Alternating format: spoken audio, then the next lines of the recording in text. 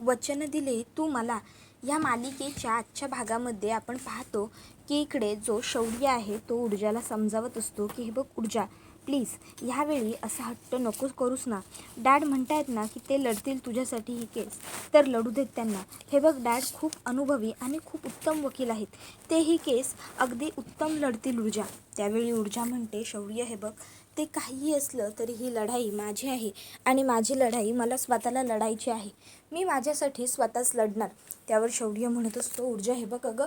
त्यावेळी त्या ठिकाणी ऊर्जाची आई आलेली असते. आता ऊर्जाची आई म्हणत असते की कुठे माझी मनू, कुठे, मला माझ्या मनूला भेटायचं आहे, माझी मनू कुठे. त्यावेळी तिला हवालदार मॅडम म्हणतात की हे बघा तुम्ही त्यांना नाही भेटू शकत, आता सध्या त्यांच्यावरती आरोप आहेत, प्रोसिजर पूर्ण नाही आहे. त्यावेळी त्या म्हणतात अहो असं काय करताय, ती माझी मुलगी आहे, मला तिला भेटायचं आहे, मला भेटू द्या तिला, मला भेटू द्या. इतक्यात तिकडे शौर्य येतो आणि शौर्य हा त्या ज्या हवालदार बाई असतात त्यांना सांगतो की हे बघा ती ऊर्जाची आई आहे, प्लीज त्यांना भेटू द्या. आणि मग आता लगेचच विजया विचारू लागते की शौर्य अरे काय आहे हे सगळं, ऊर्जा कुठे. त्यावर मग शौर्य विजयाला सांगतो की काकू ऊर्जाला सेलमध्ये ठेवलं आहे, पण डॅड म्हणत होते तिच्यासाठी की ते केस लढतील, पण ऊर्जाने काहीच ऐकलं नाही डॅडचं. ऊर्जाचं असं म्हणणं आहे की ही केस ती स्वतःसाठी लढणार आहे म्हणून. काकू हे सगळं प्रकरण खूप गंभीर आणि अवघड आहे, पण ऊर्जा काही ऐकून घ्यायला तयारच नाहीये. तुम्ही तिला आता समजवा, आता तुम्ही तिच्याशी बोला. काकू तुम्ही तिला सांगा की माझं आणि डॅडचं थोडंसं ऐक, प्लीज काकू, आता तुम्हीच तिच्याशी बोलू शकता, समजवाल ना काकू तिला.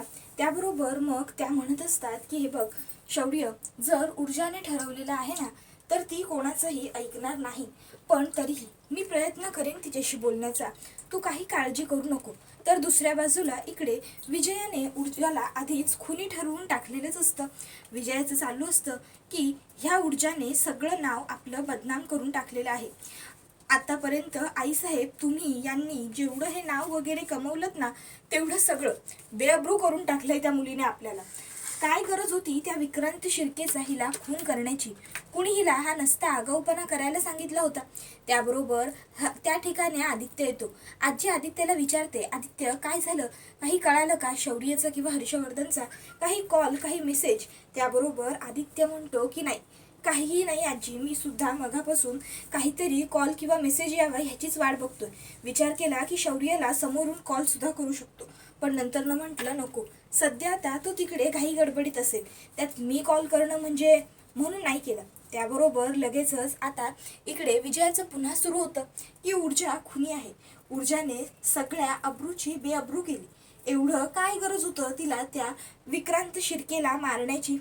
आतापर्यंत तुम्ही मिळवलेला सगळा मान, तुम्ही मिळवलेली सगळी अब्रू आज त्या ऊर्जामुळे बेअब्रू झाली. तर दुसऱ्या बाजूला इकडे आता आई आलेली असते ऊर्जाला भेटायला. ऊर्जा आईला बघते आणि भावूक होते. ऊर्जा म्हणते आई मी मी खरंच नाही ग. त्याबरोबर आई म्हणते हो हो हो ऊर्जा, शांत हो बाळा, शांत हो, आणि रडू तर मुळीच नको. हे बघ मला अगदी व्यवस्थित माहिती आहे माझ्या मनूने काहीही केलेलं नाहीये, पण हे बघ तू अशी रडलीस तर कसं बरं चालेल, तू शांत हो. त्याबरोबर ऊर्जा म्हणते आई अगं पण मला, मी नाही केलेलं हे सगळं, खरंच आई मी नाही मारला ग त्या विक्रांतला. त्याबरोबर मग विजया म्हणते हो बाळा मला माहिती आहे तू काहीही केलेलं नाहीयेस, पण प्लीज रडू नकोस, शांत हो बरं. त्यावर ऊर्जा म्हणते आई मला कळलंच नाही ग कसं घडलं, काय घडलं ते, मी खरंच खून नाही केला ग त्या विक्रांतचा, मी का करेन हे सगळं आई. त्याबरोबर विजया म्हणते हे बघ ऊर्जा, मला कळतंय, मला सगळं कळतंय बाळा तुझं म्हणणं, आणि जर हे असं असेल ना तर ही केस फक्त तूच तुझ्यासाठी उत्तम पद्धतीने लढू शकतेस.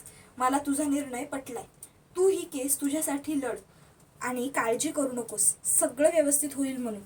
तू कोणाचं आजपर्यंत काहीही वाईट केलेलं नाहीयेस, त्यामुळे तुझं सुद्धा काहीही वाईट होणार नाहीये, कळतंय का तुला. तू शांत राहा बरं पहिल्यांदी. मनू हे बघ सगळं व्यवस्थित होणार आहे, सगळं चांगलं होणार आहे असा विश्वास ठेव, कळलं ना. तर दुसऱ्या बाजूला इकडे विजया हिचं सुरूच असतं. ऊर्जाने आपलं नाव धुळीत मिळवलं, ऊर्जाने सगळ्याचा बट्ट्याबोळ करून टाकला. त्यावेळी मग तीर्था तिकडे येते आणि लगेचच विजयाला म्हणते मॉम प्लीज, ऊर्जा बहिणीने तू म्हणतेस ना तसं काहीही केलेलं नाहीये, ऊर्जा वहिनीने काहीही खून वगैरे केलेला नाहीये, कळलं तुला? आणि जर केला असेल ना तरी मला तिचा अभिमानच आहे, कारण त्या विक्रांत सारख्या नराधमाचा राक्षसाचा खून करून तिने चांगलंच काम केलं, कळलं? त्याबरोबर त्या ठिकाणी आदित्य सुद्धा येतो. आदित्य सुद्धा विजयाला म्हणतो, मॉम काय चाललंय काय तुझं? तू आधीच कसं काय म्हणू शकतेस की ऊर्जाने खून केलाय म्हणून? हे बघ, ऊर्जा असं काहीही करू शकत नाही. ऊर्जा खून करणं शक्यच नाहीये. त्यावेळी मग विजया म्हणते, अरे मग तिला पार्टी सोडून जाण्याची काय गरज होती? कुठे गेली होती ती? सांगा ना, आहेत का तुमच्याकडे माझ्या प्रश्नांची उत्तरं? बोला बोला. त्या ऊर्जानेच हे सगळं काही केलेलं आहे, तुम्ही लक्षात ठेवा. तर दुसऱ्या बाजूला दिव्या ही त्या ठिकाणी आलेली असते आणि आता दिव्या तिकडे येऊन म्हणू लागते, आलीस आई, भेटलीस भेटलीस तुझ्या लाडक्या लेकीला. बघितलंस ना, आज तुझ्या या लाडक्या लेकीमुळे आपल्या सगळ्यांवर काय वेळ आली येते. आई, अगं हिने त्या विक्रांत शिर्केचा चक्क खून केलाय, खून. काय गरज काय होती हिला हे सगळं काही करण्याची? हा, आधीच एकतर सासूबाई माझ्याबरोबर चांगलं वागत बोलत नव्हत्या, कायम मला टोमणे मारायच्या, नावं ठेवायच्या. आता तर काय, त्यांना आयती संधीच मिळाली. आता तर त्या मला खूप घालून पाडून बोलतील. आता काय म्हणतील माहितीये का? आता म्हणतील तुझी बहीण खुनी आहे म्हणून. त्यावर ऊर्जा म्हणते, नाही ताई, मी तसं काही केलेलं नाहीये दिव्या, प्लीज ऐक माझं. दिव्या म्हणते, ए गप ग तू. जर तू काही केलेलं नाहीयेस मग तू तिकडे गेलीच कशाला होती?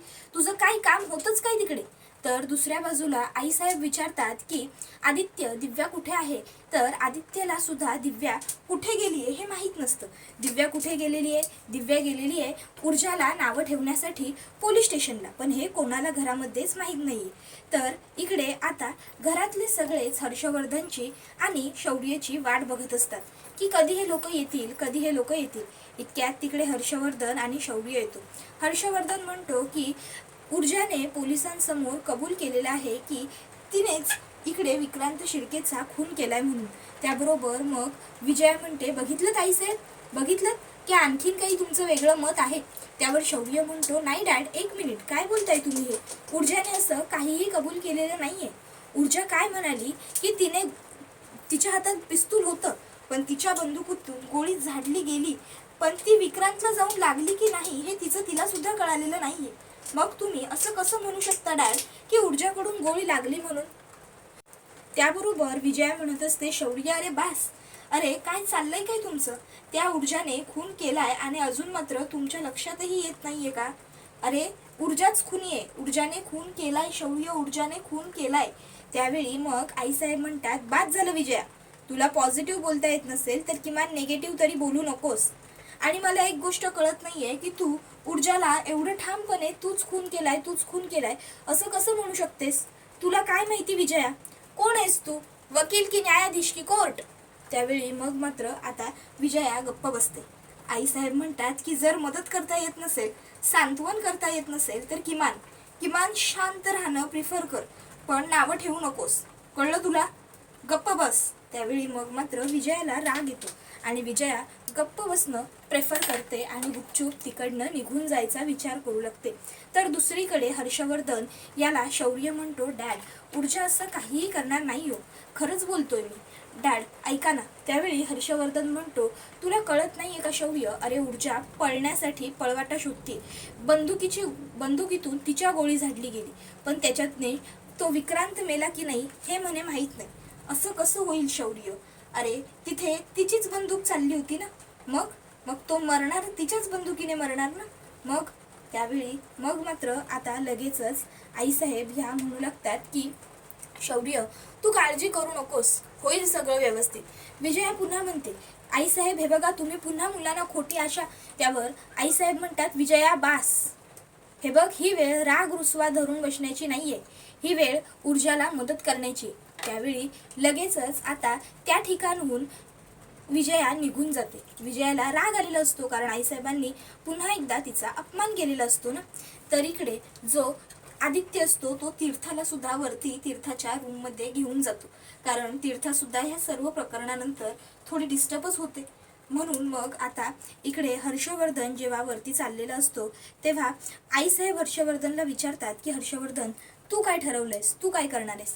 हर्षवर्धन म्हणतो, काहीच नाही, मी करणार होतो सगळं, मी सोडवणार होतो तिला, पण तिला ही तिची केस स्वतःच लढायची आहे. मग मी तरी काय करू शकणार आहे? हेल्पलेस आहे मी, हेल्पलेस. काहीतरी मदत करायची असून सुद्धा काहीही मदत करू शकत नाहीये मी. कळलं का तुम्हाला? त्यावर मग मात्र आता आईसाहेबांना सुद्धा काय बोलावं काही कळत नाही. तर दुसऱ्या बाजूला इकडे दिव्या मात्र ऊर्जाला टोमणे मारण्यात इतकी व्यस्त होते की ती विचारच करत नाही की ऊर्जा आपली धाकटी बहीण आहे. ती म्हणत असते, तुझ्यामुळे झालंय सगळं ऊर्जा. काय गरज काय होती ग तुला त्या विक्रांत शिर्केचा खून वगैरे करण्याची? हा, सगळीकडे नुसतं हिला पुढे पुढे पुढे पुढे पुढे पुढे करायचं असतं. काय गरज होती तुला एवढं पुढे पुढे करायची? हा, आपल्या घरातला कार्यक्रम, आपल्या घरातली पार्टी सोडून त्या विक्रांतकडे जाण्याची काय गरज होती तुला? कोणी सांगितलं होतं तुला तिकडे जायला? हा, आता तुझ्यामुळे सगळ्यांची नाचक्की होणार, सगळ्यांची बदनामी होणार. आणि या सगळ्याची शिक्षा कोणाला मिळणार माहितीये? शिक्षा मिळणार मला. आता घरामध्ये लोक मला बोलणार, मला सुनावणार. मी खुनी असलेल्या मुलीची बहीण आहे असं म्हणून मला लोक हिणावणार आणि मला ते सगळं ऐकावं लागणार. त्यावर मग पूर्वा म्हणते, बाद झालं. काय चाललंय तुझं? हे बघ दिव्या, तुला जर तिला चांगला आधार देता येत नसेल तर किमान टोमणे मारू नकोस. आणि मला एक गोष्ट कळतच नाहीये, तू नेमकं इथे आली कशाला होतीस? ऊर्जाला भेटायला, तिला आधार द्यायला, की उगाचच्या उगाच फक्त टोमणे मारायला? त्याबरोबर दिव्या म्हणते, आई काय बोलतेस तू? आणि बोल आता, पण तू मलाच बोल. तुझ्या लाडक्या लेकीचे एवढे पराक्रम मोठे मोठे तुला दिसतच नाहीयेत ना? अजूनही तुला असं वाटतंय की मीच चुकीची? हो ना आई? त्याबरोबर मग विजया इकडे आता आई म्हणते, पूर्वा तू तिकडनं निघून जा बरं. दिव्या निघ. त्याबरोबर दिव्या म्हणते, आई. त्याबरोबर तिला पूर्वा म्हणते, दिव्या निघ. मग दिव्या तिकडनं निघते. दुसऱ्या बाजूला शौर्य हा एकटा शांत बसलेला असतो आणि तो सर्व घटनाक्रम जो त्याच्या समोर घडला तो व्यवस्थित लावून बघत असतो.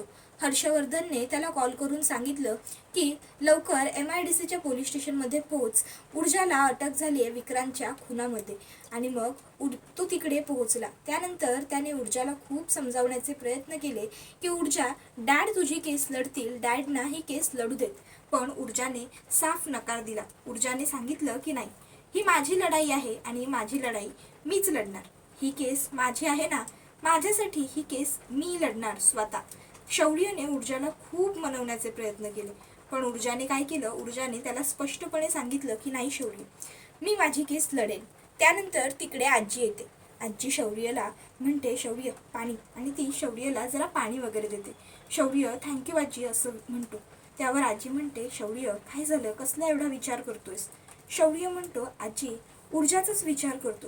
आजी तुला माहिती आहे का, आज तिला डॅड किती वेळा म्हणत होते की मी लढतो तुझी केस, मी लढतो तुझी केस, पण ऊर्जा नकोच म्हणते ग. ऊर्जाचा स्वाभिमान दुखावला जातोय डॅडना केस लढायला देऊन. पण आजी अगं, ह्या अशा परिस्थितीत डॅड म्हणत होते ना मी लढतो, डॅड एवढे अनुभवी वकील आहेत, मग तरीही ऊर्जा असा हट्ट का करते मला काही कळत नाही आजी.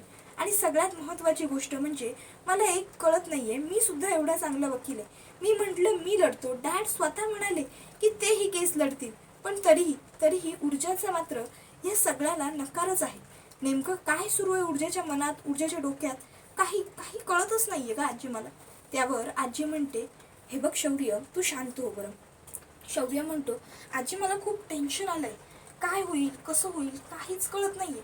आजी म्हणते, अरे सगळं चांगलं होईल, आजपर्यंत तुम्ही कोणाचं काहीही वाईट केलेलं नाहीये ना, मग देवावर विश्वास ठेवायचा, देव तुमचं सुद्धा काहीही वाईट होऊ देणार नाहीये, कळालं का? त्यावर शौर्य म्हणतो, आजी अगं पण ऊर्जा या सगळ्यातून बाहेर कशी पडेल? मी तिला एवढं समजावत होतो, एवढं तिच्याशी बोलत होतो. त्यावर आजी म्हणते, मग घरी का आलास? त्यावर शौर्य म्हणतो, म्हणजे आजी? त्यावर आजी म्हणते, शौर्य अरे ह्या अशा कठीण परिस्थितीत आपली माणसं आपल्या बरोबर असावी, आपल्या सोबत असावी असं नेहमी वाटतं आणि आपल्या माणसांनी आपल्याला आधार द्यावा ही सुद्धा माणसाला इच्छा असते. आणि ह्या अशा कठीण परिस्थितीत ऊर्जाला सुद्धा तुम्हा सगळ्यांची, आपल्या सगळ्यांची खूप गरज आहे. आणि तू काय केलंयस तर तू घरी आलायस. शौर्य अरे तू तिकडे ऊर्जा बरोबर थांबायला हवं होतंस ना, जा आता. त्यावेळी शौर्य म्हणतो, ठीक आहे आजी, मी एक काम करतो, मी डॅडना भेटतो, एकदा त्यांच्याशी बोलतो आणि त्यानंतर मग मी पुन्हा ऊर्जाकडे निघून जातो. त्याबरोबर आजी म्हणते, ठीक आहे शौर्य, हे बघ कायम एक गोष्ट लक्षात ठेवायची, आपल्या माणसांना त्यांच्या कठीण काळामध्ये आपण साथ द्यायलाच हवी. अरे हीच तर आपली खरी ओळख पटते ना. माणसांच्या अडचणीच्या वेळी जेव्हा जो व्यक्ती उभा राहतो ना, तोच खरा आपला असतो, हे लक्षात ठेवायचं. त्यावेळी शौर्य म्हणतो, ठीक आहे आजी, मी लगेचच जातो. आणि मग शौर्य हा तिकडनं जातच असतो. आजी म्हणते, जा आणि काहीच काळजी करू नका तुम्ही. ऊर्जा हिला काहीही होणार नाहीये, कारण ऊर्जा मुळात निर्दोष आहे. ऊर्जाने काहीही केलेलं नाहीये. जर ती म्हणते ना की तिने काही केलेलं नाहीये, तर तिने खरंच काही केलेलं नाहीये. शौर्य म्हणतो, आजी, अगं स्वतःच्या घासातला घास इतरांना काढून देणारी, स्वतःच्या आधी लोकांचं पोट कसं भरेल हे बघणारी ऊर्जा खरोखर खुनी कशी असू शकते ग? मला कळतच नाहीये नेमकं काय सुरू आहे ते हे सगळं. तर दुसऱ्या बाजूला इकडे जी ऊर्जा असते ती आईला म्हणते, आई, मी माझ्यासाठी स्वतःच लढेन. त्यावर आई म्हणते, हो म्हणू, ठीक आहे. म्हणू, उद्या तुला कोर्टामध्ये हजर केलं जाईल ना, मग उद्या मी सुद्धा कोर्टात येईन. त्यावर आईला ऊर्जा सांगते, आई नाही, नको, तू कोर्टात येऊ नकोस. त्यावर आई म्हणते, म्हणू अगं पण. त्यावर ऊर्जा म्हणते, हो आई, प्लीज प्लीज आई, तू कोर्टात येऊ नकोस. त्यावर आई म्हणते, अगं पण. त्यावर ऊर्जा म्हणते, आई, उद्या मला शासनाचा वकील खूप सगळे उलटेपालटे प्रश्न विचारेल. माझ्यावरती खूप आरोप प्रत्यारोप होतील आणि ते सगळं तू नाही बघू शकणार. तू मला आरोपीच्या पिंजऱ्यात नाही बघू शकणार आई, म्हणून तू येऊ नकोस. त्यावर आई म्हणते, म्हणू अगं पण, उद्या एवढी मोठी तुझ्या बाबतीतली लढाई असताना मी तिथे नको. त्यावर ऊर्जा म्हणते, आई प्लीज नको. जर तू तिकडे आलीस ना, तर मला सुद्धा उत्तरं देणं खूप अवघड होऊन जाईल आणि मग मी सुद्धा उत्तरं नाही देऊ शकणार. मला सुद्धा खूप त्रास होईल आई. त्यापेक्षा तू तिकडे येऊच नकोस. तू काळजी करू नकोस, होईल, सगळं व्यवस्थित होईल. आई, मी स्वतःच व्यवस्थित सगळं करेन. तू घरीच थांब आणि घरी थांबून माझ्यासाठी प्रार्थना कर ग आई, माझ्यासाठी प्रार्थना कर. आई, मी खरंच काहीही केलेलं नाहीये. त्यावर आई म्हणते, हो म्हणू, हो, मला माहिती आहे माझ्या मनूने काहीही केलेलं नाहीये आणि तू बिलकुल घाबरू नकोस. आपण कोणाचं काहीही वाईट केलेलं नसताना देवसुद्धा आपलं कधीही वाईट होऊ देत नाही, हे कायम लक्षात ठेव. हां, सगळं छान होईल म्हणून तूच ही केस जिंकशील, मग तर झालं. त्यावर मग ऊर्जा म्हणत असते, आई, मला कळलंच नाही ग, हे सगळं नेमकं काय घडलं, का घडलं ते. मी खरंच काहीही केलेलं नसताना ही मला कसली शिक्षा. त्याबरोबर मग आई म्हणते, हे बघ म्हणू, असं हरून किंवा खचून नाही जायचं. आपल्याला ताकदीने जिद्दीने उभं राहायचं, कळतंय ना तुला. काळजी करू नकोस. मी म्हटलंय ना, सगळं व्यवस्थित होईल म्हणून. तुझा माझ्यावर विश्वास आहे ना, म्हणून सगळं व्यवस्थित होईल, सगळं व्यवस्थितच होईल. त्यावेळी ऊर्जा म्हणते, आई, अगं तू प्रार्थना कर माझ्यासाठी. त्याबरोबर आई म्हणते, हो म्हणू, हो, मी करेन, मी माझ्या मनूसाठी नक्की प्रार्थना करेन.